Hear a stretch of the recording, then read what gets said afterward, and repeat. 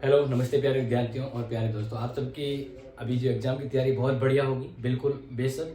लेकिन हम आपको विद इन 5 मिनट में 10 इंपॉर्टेंट क्वेश्चन शॉर्ट में बताने वाले हैं। ये संभावित है कि एग्जाम में आए और बड़े क्वेश्चन के लिए भी हेल्पफुल होंगे।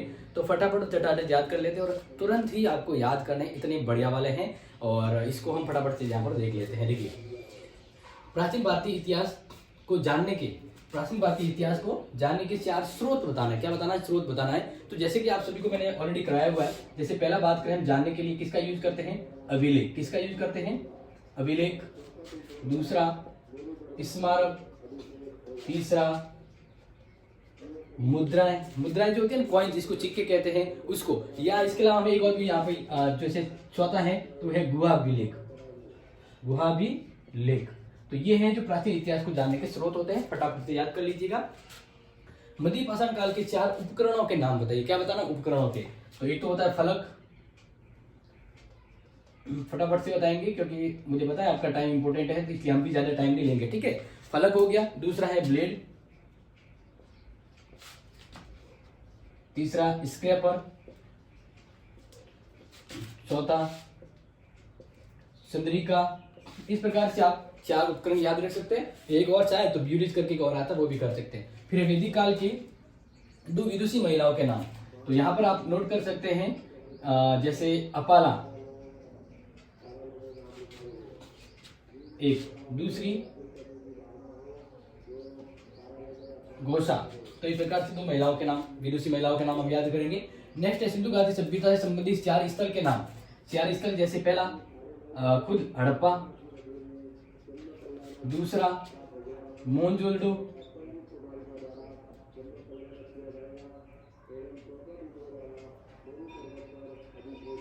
मोहनजोदड़ो।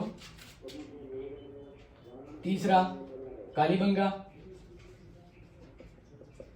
और चौथा स्थल याद रखें लोथल। क्या याद रख सकते हैं? लोथल। ओके, नेक्स्ट बात करते हैं धर्म मात्र से क्या अभिप्राय है। तो इसका आंसर मैं आपको यहां पर बता देता हूं। अशोक के समय, सम्राट अशोक के द्वारा नियुक्त बौद्ध धर्म के प्रसार के लिए, बौद्ध धर्म के प्रसार के लिए नियुक्त अधिकारी।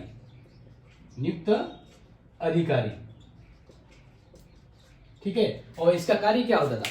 इसका कार्य होता था कि भाई सदाचार के अकॉर्डिंग है वो लोग है धर्म का पालन करें, तो ये इसका काम होता था। दिख रहा होगा आपको फटाफट। ओके, नेक्स्ट है बौद्ध धर्म की हीनयान और महायान शाखा के अंतर बताइए। तो देखिए, यहाँ पर मैं थोड़ा सा इसको अच्छे से थोड़ा समझना चाहूंगा। पहले मैं जैसे यहाँ मान लेता हूँ हीनयान। ठीक है, हीनयान। दूसरा इधर महायान। देखिए, हीनयान है परिवर्तन विरोधी है। क्या है? परिवर्तन विरोधी। ये परिवर्तन का विरोध करता है। दूसरा, ये भगवान को मानव यानी बुद्ध, हीनयान जो बुद्ध है, ठीक है ना, बुद्ध को मानव ही मानता है। बुद्ध को क्या मानता है? मानव स्वरूप। ओके, जबकि इधर मैं बात करूं तो ये परिवर्तन चाहता है, यानी परिवर्तनशील है। ये बौद्ध धर्म की शाखा, बौद्ध धर्म की ये शाखा है, वो परिवर्तनशील है। दूसरी बात करें, इसको क्या कहते हैं? देवता मानता है। देवता या ईश्वर के रूप में बुद्ध को पूजा जाता है। बुद्ध को क्या किया जाता है? पूजा जाता है। यहाँ पर है ना, ये दोनों ही बौद्ध धर्म की शाखाएं हैं। इसमें बौद्ध धर्म के अंतर्गत दोनों शाखाओं में इसमें तो सिर्फ मानव के रूप में इसे स्वीकार किया गया है। ठीक है, जबकि जो बौद्ध धर्म की दूसरी शाखा हीनयान, इसमें बुद्ध को भगवान के रूप में पूजा जाता है। दूसरा बात करते हैं कि इसमें जो मूर्ति पूजा है, मूर्ति पूजा यहाँ पर नहीं होती है।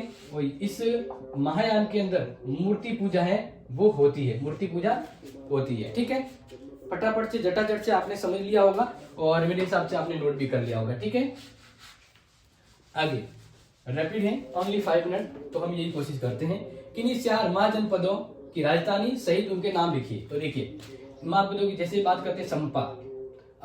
सबसे पहला जो यहाँ पर है अंग की जो राजधानी है वो है चंपा। क्या है? चंपा। दूसरी बात करें मत्स्य की राजधानी विराटनगर। क्या है? विराटनगर। ठीक है, इसके अलावा तीसरा बात करें काशी, काशी की राजधानी है वाराणसी, वाराणसी। इसके अलावा नेक्स्ट बात करें चौथा मगध, मगध की राजधानी राजगृह और बाद में पाटलिपुत्र बनी थी, पाटलिपुत्र। इस प्रकार से प्यारे विद्यार्थी याद रख सकते हैं 16 जनपदों का उल्लेख बौद्ध धर्म के अंगुत्तर निकाय और जैन धर्म के भगवती सूत्र में दिया गया है। ओके, फिर संगम साहित्य की 2 कृतियों के नाम, संगम साहित्य की 2 कृतियों के नाम, ये बहुत इंपॉर्टेंट है। तो शिल्पादिकारम,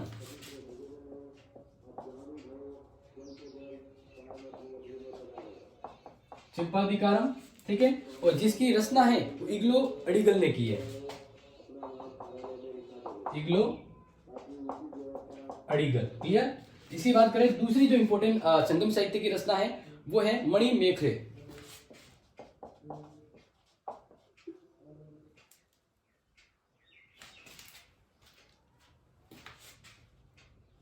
मेखले, और कहीं पे मेखल खे आता है, ये कहीं पे खे भी आता है, ठीक है। और जो इसकी जो रचना की गई है वो की सतनार ने, किसने की है? सतनार। ओके, तो इस प्रकार से याद रख सकते हैं, आपके लिए इंपॉर्टेंट है। फिर बात करें गुप्तकालीन 4 साहित्यिक स्रोतों या पुस्तकों के नाम बताना है, तो इसके अंदर आप याद रख सकते हैं कालिदास, ठीक है। कालिदास की जैसे मैं रचनाओं की बात करूं तो कालिदास की रचनाएं ऐसे नाटक रचनाएं काफी हैं, जिसमें बात करते हैं कुमार संभव, कुमार संभव याद रख सकते हैं। इसके अलावा आप चाहे तो एक और लिख सकते हैं कि रघुवंशम,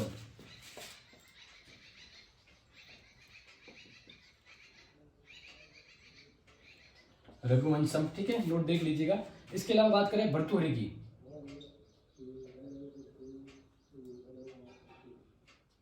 भर्तृहरि, भर्तृहरि की बात करें या अलग अलग तरह से मैं आपको, भर्तृहरि ने जो लिखा था वो लिखा था श्रृंगार शतक, श्रृंगार शतक। एक और लिखवा दे आपको तो सुदृढ़ की,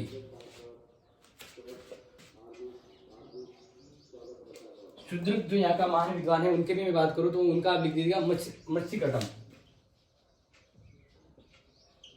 मत्स्यकटम। ओके, तो ये आप याद रख सकते हैं। नेक्स्ट है क्वेश्चन नंबर 10 कि भाई संधि विग्रह कौन था, ठीक है ना। तो ये एक अधिकारी था गुप्त काल के समय, गुप्तकालीन परराष्ट्र मंत्री। ओके, तो यानी गुप्त काल के समय विदेशी संबंधों को निर्धारण करने के, विदेश संबंधों को निभाने के लिए परराष्ट्र मंत्री के तौर पे। इस प्रकार से प्यारे विद्यार्थियों मैंने फटाफट इन 5 मिनट में आपको 2 क्वेश्चंस बता दी हैं, ये आपके एग्जाम में काम आएंगे, या तो बड़े क्वेश्चन में या मान लीजिए भी आ सकता है। ओके, अब एग्जाम देने जाने से पहले एडमिट कार्ड और आधार कार्ड ले जाइएगा, और आधार ये जो आपके रोल नंबर है ना, वो काफी स्टूडेंट कह रहे थे, तो आप जैसे मान लीजिए 24 RBA लिखा हुआ है और 21,220 ये नंबर लिखा हुआ है ना, तो आप या तो सीधा अंकों में 24 RBA 21602 लिखे, या फिर ऐसा भी लिख सकते हैं 24 RBA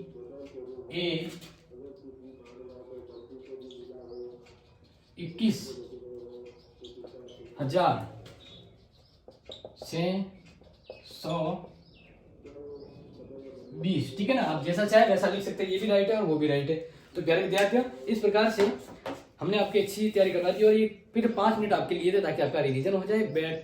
आगे बात करते हैं कि आप अच्छे से कर लीजिए अपने पेपर को, एक भी प्रश्न छोड़िएगा मत, मन लगा के दिल लगा के आप इस क्वेश्चन को करिएगा, और आपको सब आता है, बस कॉन्फिडेंस के साथ आपको पेपर करना है और टाइम मैनेजमेंट करना है, ठीक है ना। तो thank you dear and best of luck, all the best, बढ़िया कीजिए। मेरा आशीर्वाद और मेरा सब कुछ आपके साथ है, नॉलेज, बस आप मन लगा के काम कीजिएगा, ठीक है जी। Thank you so much, all the best.